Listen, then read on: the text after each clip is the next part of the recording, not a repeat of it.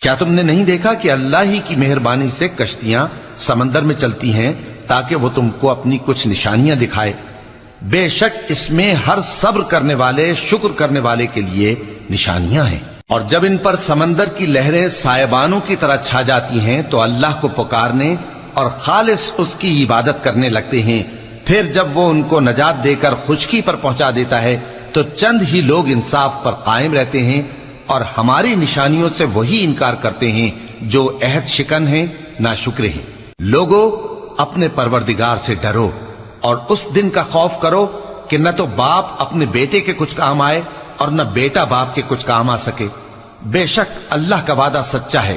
پس دنیا کی زندگی تم کو دھوکے میں نہ ڈال دے اور نہ وہ بڑا فریب دینے والا شیطان تمہیں اللہ کے بارے میں کسی طرح کا فریب دے۔ اللہ ہی کو قیامت کا علم ہے اور وہی میں برساتا ہے اور وہی